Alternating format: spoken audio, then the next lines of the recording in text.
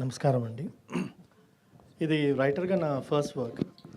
So ఆవిడ dialogue రైటర్ని introduce చేస్తుంటే it's always easy to right dialogues, కానీ ఇలాంటి దాంట్లో మాట్లాడడం అన్నది లిటిల్ టఫ్ అనిపిస్తుంది. ఈ నా ఫస్ట్ వర్క్ కావడం వల్ల చాలామందికి నేను థ్యాంక్స్ చెప్పాలి, but I don't take this to thank everyone. But first thanks నందుకే చెప్పాలి ఫర్ 2 రీజన్స్ అండి. ఫస్ట్, నన్ను నమ్మి నాకు అవకాశం ఇచ్చిన దానికి. సెకండ్ ఇంట్రెస్టింగ్ థింగ్, నాకు రైటింగ్ చాలా ఈజీ చేసేసింది దానికి. ఎందుకు అంటే very first day when I met him, అన్న నాకు డైలాగ్స్ ఎలా కావాలి అంటే అని ఒక చిన్న ఇది చెప్పాడు.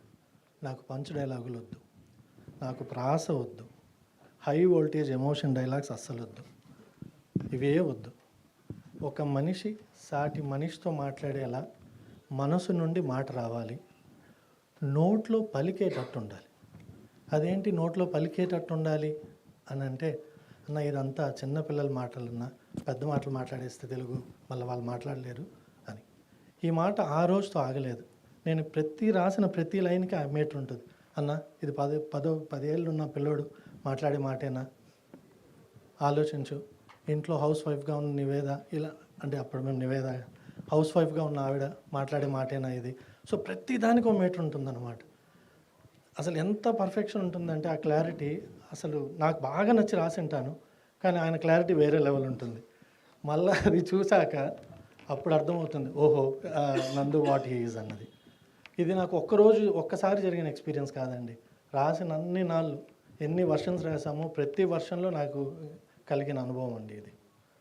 నెక్స్ట్ ఇంట్రెస్టింగ్ ఆస్పెక్ట్ ఏంటి అంటే, నాకు అర్థం కాదు దాన్ని ఎలా చెప్పాలి అన్నది.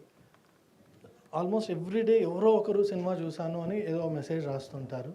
అందరు రాసే మెసేజ్లో ఒక కామన్ వర్డ్ ఏమంటే చూసి ఏడ్చాము అని. ఆ మాట విన్న వెంటనే, చదివిన వెంటనే తెలియని ఆనందం వస్తుంది. అదేం సాటిస్టిక్ ప్లెజర్ నాకు తెలియదు. ఓకే, ఒకడు ఏడ్చాడంటే నేను ఆనందపడ్డాను. గమనించారంటే ఇప్పుడు ఎంతమంది మాట్లాడారో ప్రతి ఒక్కరు మాట్లాడిన మాటలో ఒక కామన్ వర్డ్ ఏమంటే మేము ఏడ్చాము. ఓకే, సో మళ్ళా కూడా ఆనందమే దాంట్లో. సో ఒక ఏడుపులో ఏం ఆనందం అంటే ఆనందం చెప్పాలి నాకు. ఓకే, స్పెషల్ థ్యాంక్స్ కన్నా స్పెషల్ కంగ్రాట్స్ ఎవరికంటే అరుణ్ కండి.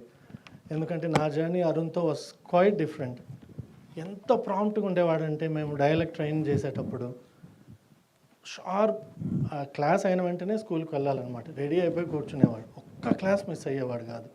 అసలు ఎంత టూ గుడ్ అంటే అసలు మూవీ మీద అతనికి ఉన్న అండర్స్టాండింగ్ అసలు నేను చెప్పలేను.